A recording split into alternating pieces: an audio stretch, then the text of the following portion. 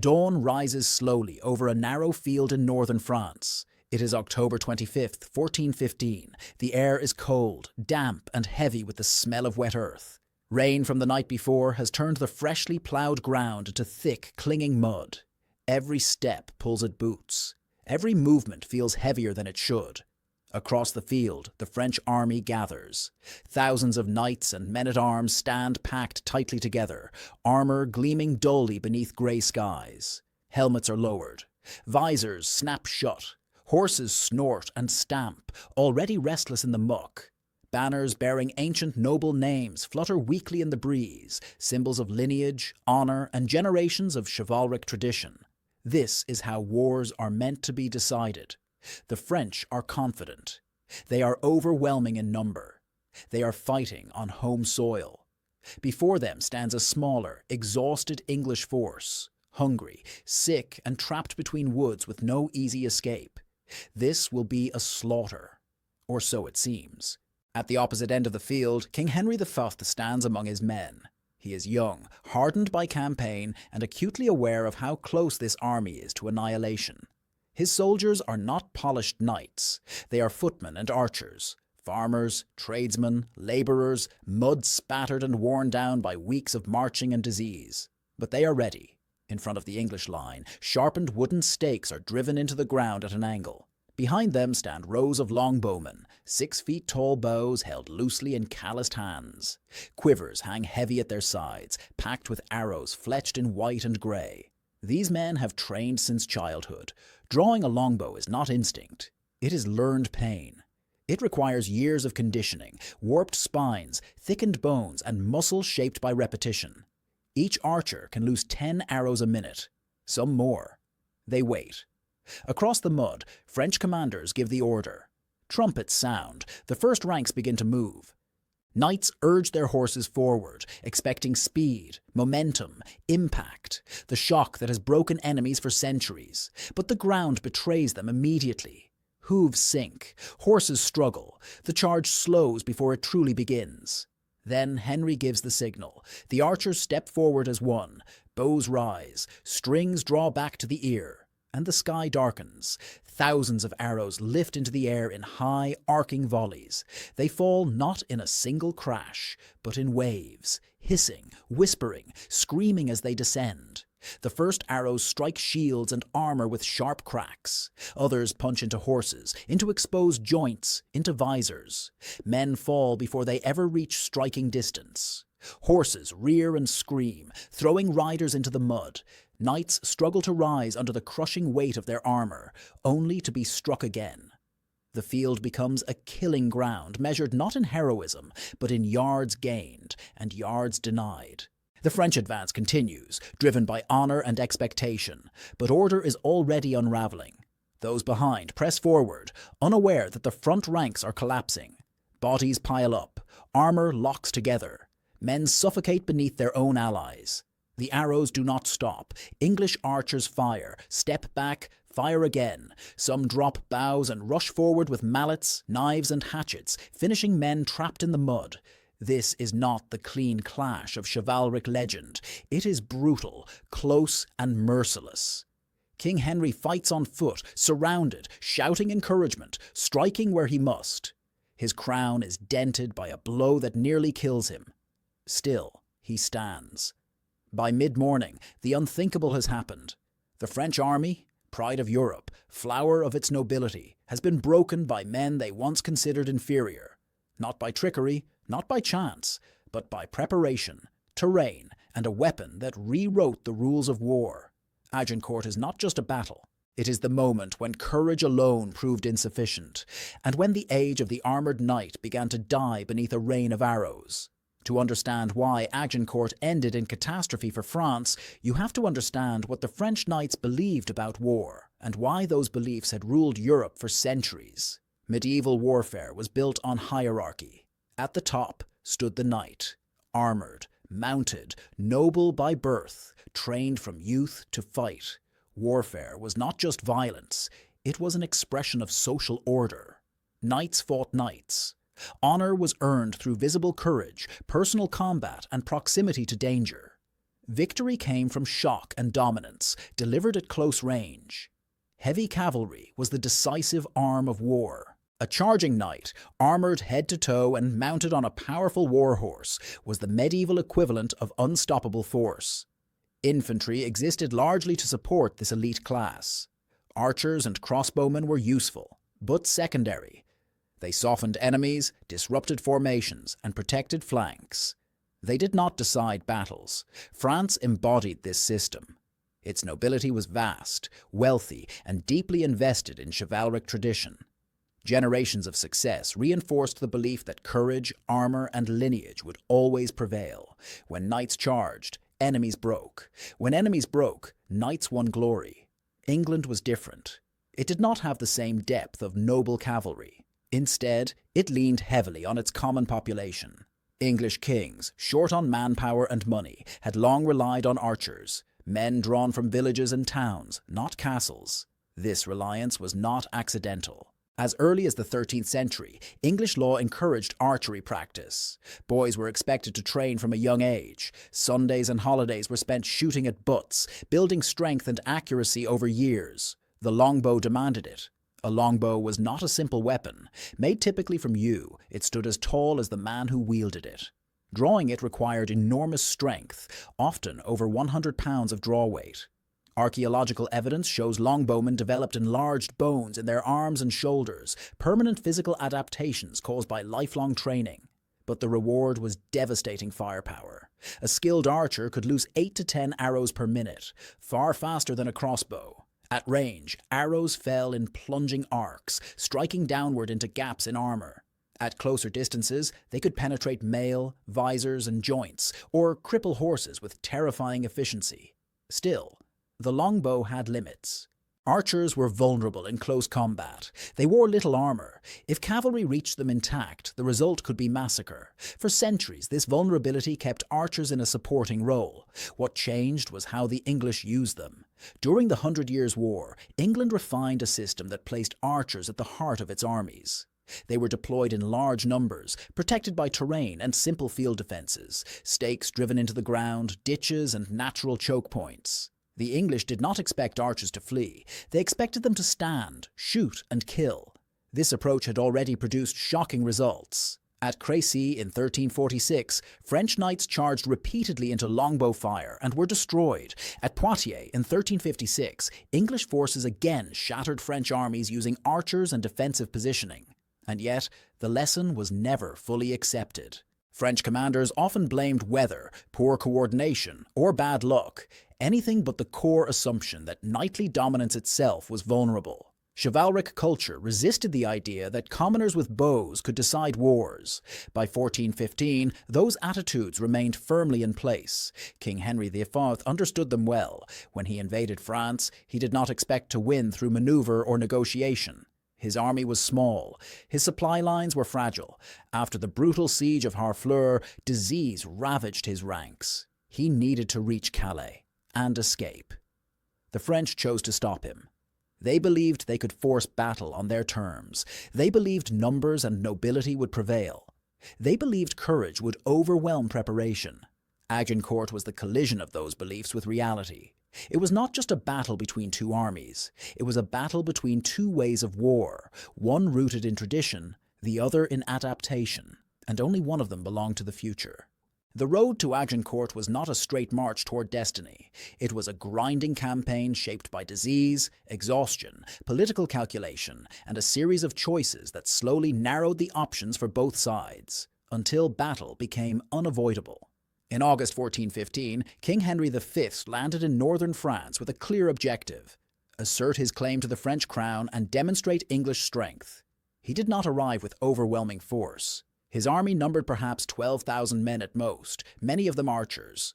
It was a calculated gamble, built on speed and intimidation rather than conquest. His first target was Harfleur. The port city was strategically valuable, but taking it proved costly. The siege dragged on for weeks. Disease, especially dysentery, spread rapidly through the English camp. Men weakened, horses died, supplies dwindled. By the time Harfleur fell in late September, Henry's army had been reduced by thousands. Many commanders would have withdrawn. Henry did not. Instead, he made a dangerous decision. March his remaining army, perhaps 6,000 to 7,000 men, north toward Calais, through territory controlled by the enemy. Officially, it was a demonstration of strength. In reality, it was a fighting retreat through hostile land. The French saw their opportunity. France was divided politically, but unified in one belief: Henry could be crushed. Nobles raised troops rapidly. Thousands of knights, men-at-arms, and supporting infantry converged, eager to capture or kill the English king and end the campaign in a single blow. The French shadowed Henry's march. They destroyed bridges, blocked crossings, forced the English to detour repeatedly, exhausting men already weakened by hunger and sickness. Each day tightened the noose. Escape routes vanished. By October 24th, the French finally succeeded in cutting Henry off near the village of Agincourt. The battlefield that emerged was not chosen for glory, it was chosen by circumstance. Two dense woods bordered a narrow strip of open farmland. Recent rain had turned freshly ploughed soil into deep mud. The space between the woods limited maneuver. Cavalry would struggle, large formations would compress. Henry saw the ground and understood. This was his chance. That night, the English army prepared in silence. There would be no retreat. If the French attacked in strength, the outcome would be decided by positioning and discipline, not numbers. Across the field, the French army gathered and argued. Command was fragmented. Nobles debated precedence, honor, and who would take the front ranks. Many wanted to capture Henry alive, not kill him, a decision that encouraged reckless advance rather than measured tactics. The French plan, such as it was, relied on confidence. They would advance, absorb arrow fire, crush the English centre, and let numbers decide the rest. Cavalry charges would sweep the archers aside. The battle would be swift, but the timeline of the campaign had already stacked the odds against them. The English were desperate, but focused. The French were powerful, but disorganized. As dawn broke on October 25th, both armies stood facing each other in the narrow field. The English were outnumbered perhaps 3-1, but they were exactly where they wanted to be. The long march was over. The final collision was about to begin. The Battle of Agincourt did not hinge on a single mistake. It turned on a series of decisions, some deliberate, some born of arrogance, others forced by circumstance, that compounded until the outcome became almost inevitable. The first turning point came before a single arrow was fired: terrain. The battlefield was disastrously narrow. Hemmed in by woods on both sides, it compressed the French advantage in numbers into a liability. Thousands of men were forced into a confined space where maneuver was nearly impossible. The freshly ploughed earth, soaked by rain, ensured that movement would be slow, exhausting, and chaotic. For cavalry, this was a nightmare. Yet French commanders accepted the ground, convinced that courage and mass would overcome inconvenience. They believed speed and momentum would carry them through. The English did not share that illusion. Henry IV positioned his army carefully. Archers were placed on the flanks, slightly forward, protected by sharpened stakes driven into the ground. Men-at-arms stood in the centre, dismounted, ready to hold. This formation forced the French to advance directly into killing zones. Then came a critical pause. For hours, both sides waited. The French, confident in their superiority, expected the English to attack. The English, conserving strength, refused. Finally, Henry made a calculated gamble. He ordered his army to advance slightly. It was not an attack. It was a provocation. The road to Agincourt was not a straight march toward destiny. It was a grinding campaign shaped by disease, exhaustion, political calculation, and a series of choices that slowly narrowed the options for both sides, until battle became unavoidable. In August 1415, King Henry V landed in northern France with a clear objective: assert his claim to the French crown and demonstrate English strength. He did not arrive with overwhelming force. His army numbered perhaps 12,000 men at most, many of them archers. It was a calculated gamble, built on speed and intimidation rather than conquest. His first target was Harfleur. The English moved just close enough to bring the longbows into effective range. Stakes were replanted. Archers stepped forward. The message was unmistakable. Now you must come to us. The French charge followed, but it was already compromised. Mounted knights attempted to advance, but the mud robbed them of speed. Horses struggled, slipped, and fell. Arrow fire intensified. Riders were hit before they could reach the English line. The charge disintegrated into scattered, ineffective movement. Behind them, dismounted men-at-arms pressed forward. This was the decisive failure. Instead of allowing space for maneuver, French formations compressed tightly. Men advanced shoulder to shoulder, sinking deeper with every step.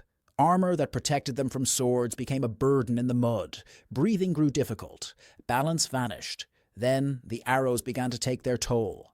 Longbow fire did not need to pierce plate armor to be effective. Arrows struck visors, joints, and exposed limbs. They wounded horses, tripped men, and sowed panic. Each fallen knight became an obstacle for those behind him. Momentum died. When the French finally reached the English line, they were exhausted, disordered, and already beaten down. Hand-to-hand fighting erupted, brutal and desperate. But the press of bodies worked against the French. They could not swing weapons effectively. Men fell and could not rise. English archers seized the moment.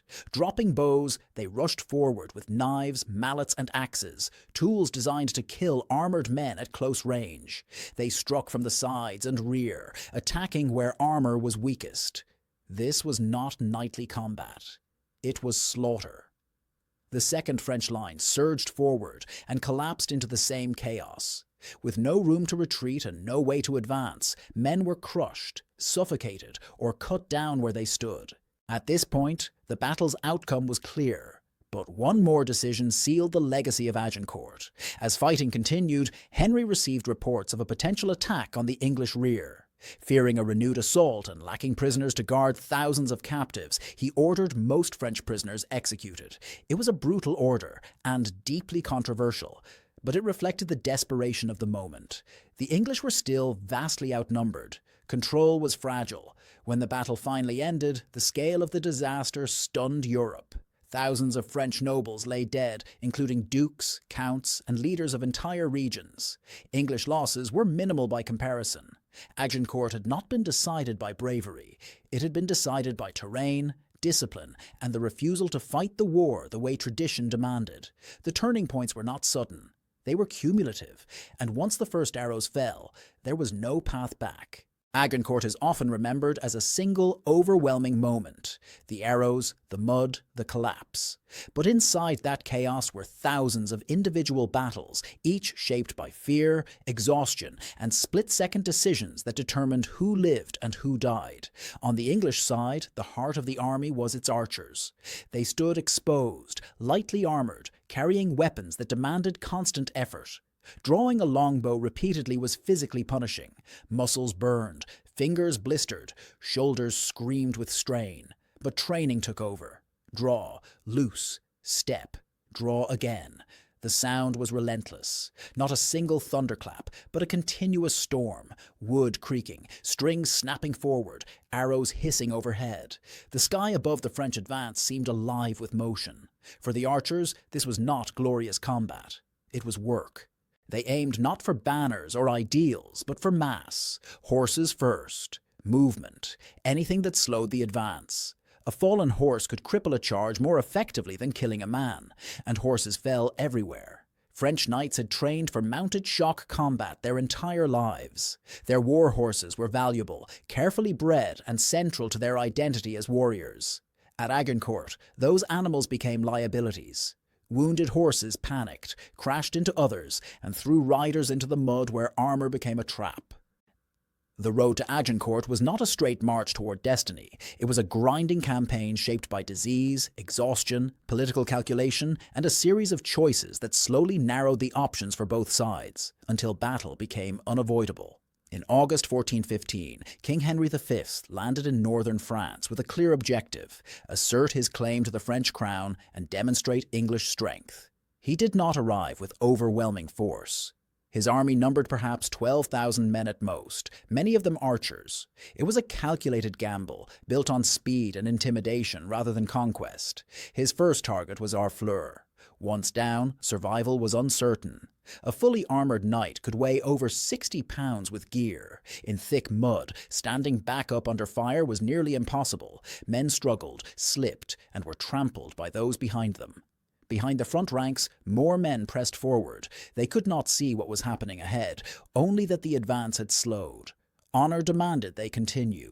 Retreat meant shame. So they moved into the killing ground, tightening the press until bodies were packed chest to back. Breathing became difficult. Some men suffocated without ever being struck. When the French finally reached the English line, they expected release. Close combat, swords and axes, the fight they understood. Instead, they found exhaustion. English men-at-arms fought defensively, using polearms, swords and shields to hold the line. They did not advance. They absorbed the impact, letting the French crush themselves against a wall that refused to break. Then the archers joined in. This moment shattered every remaining illusion of chivalric warfare. Archers dropped bows and rushed in from the flanks, armed with mallets, daggers and hatchets. They targeted visors, joints and necks. They attacked from behind. They finished men trapped in the mud. These were not knights seeking ransom. They were soldiers fighting for survival. King Henry V was in the thick of it. He fought on foot, wearing a simple crown over his helmet so his men could see him. At one point, a French knight struck his helmet with such force that the crown was knocked loose. Henry nearly fell. His guard closed around him, killing the attacker. The king stayed in the fight. His presence mattered. English soldiers later said they fought harder, knowing their king stood beside them, risking the same death. On the French side, leadership collapsed. So many nobles had crowded into the front ranks seeking glory that command became impossible. Orders could not travel through the press. Signals were lost. Units acted blindly. Worse still, those in the rear did not realize the battle was already lost. Some French forces never fully engaged. They watched from behind as the center collapsed, unsure when or how to commit. By the time clarity came, it was too late. The killing went on for hours. At its height, the battlefield became a place of unimaginable horror. Men screamed for mercy. Some surrendered, expecting ransom. Others fought until they could no longer move. When news reached Henry of a possible attack on the English baggage train, fear surged through the command. The army was still small. Control was thin. Prisoners outnumbered guards. Henry made his most infamous decision. He ordered the execution of most French prisoners. To modern ears, it sounds monstrous. Even at the time, many found it shocking. But in that moment, Henry believed the battle could reignite at any second. He could not risk thousands of armed captives rising behind his lines. The order was carried out, reluctantly, brutally. When the fighting finally ended, the scale of the disaster became clear. French losses numbered in the thousands. An entire generation of nobility lay dead or captured. England's losses were astonishingly low by comparison, perhaps only a few hundred. Agincourt was not a victory won by luck. It was a victory forged by preparation, endurance, and the brutal efficiency of men who understood exactly how their enemy would fight, and refused to meet them on those terms. The field was quiet again, but the world beyond it would never be the same. The physical destruction at Agincourt was catastrophic, but the psychological damage ran even deeper. For the French nobility, the battle shattered a worldview. Knighthood was not just a military role, it was an identity. From childhood, noble sons were taught that courage, armor, and mounted charge defined both honor and victory. To die bravely in battle was acceptable. To be crushed helplessly in mud by arrows and common foot soldiers was not. The road to Agincourt was not a straight march toward destiny. It was a grinding campaign shaped by disease, exhaustion, political calculation, and a series of choices that slowly narrowed the options for both sides, until battle became unavoidable. In August 1415, King Henry V landed in northern France with a clear objective: assert his claim to the French crown and demonstrate English strength. He did not arrive with overwhelming force. His army numbered perhaps 12,000 men at most, many of them archers. It was a calculated gamble, built on speed and intimidation rather than conquest. His first target was Harfleur. Agincourt stripped that belief bare. Survivors spoke of terror, not glory, of being trapped, unable to move, unable to fight, pressed so tightly among their own ranks that weapons were useless. Many never even saw the men who killed them. Death came from above, from the sides, from behind. This invisibility mattered. The longbow denied the French the emotional framework of combat they understood. There was no heroic duel, no test of skill. Just relentless punishment delivered at a distance. Knights who had never known fear in battle felt it acutely for the first time. The loss of leadership compounded the shock. So many senior nobles fell that entire regions of France were left without experienced commanders. Families lost fathers, sons, and heirs in a single day. Ransoms, once a stabilizing feature of medieval warfare, were replaced by mass death. Confidence collapsed.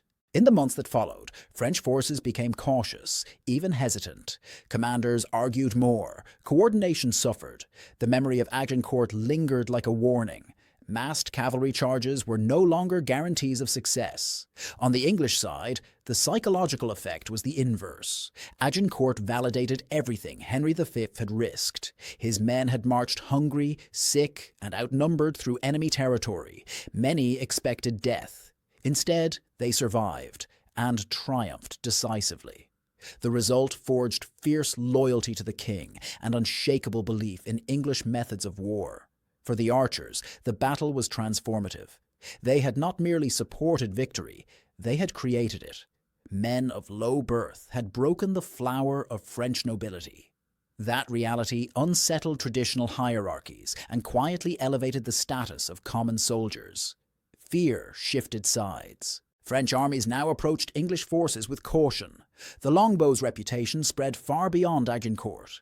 Even when conditions did not favour archers, the memory of arrow storms haunted planning and morale. The battle also introduced a darker psychological legacy. Henry's order to execute prisoners cast a long shadow. It reminded Europe that war could abandon ritual and restraint when survival was at stake. Agincourt exposed how thin the line was between honourable combat and desperation-driven brutality. For many contemporaries, the battle felt like a turning of the age. Chivalry did not vanish, but it was wounded. The belief that noble birth guaranteed battlefield dominance could no longer survive intact. Fear, once reserved for the defeated, now haunted the elite.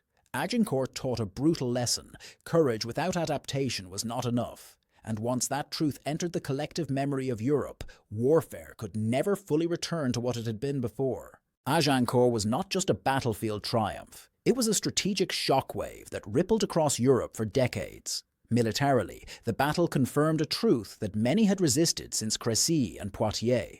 The dominance of the armoured knight was no longer absolute. Heavy cavalry had not disappeared, but its role had fundamentally changed.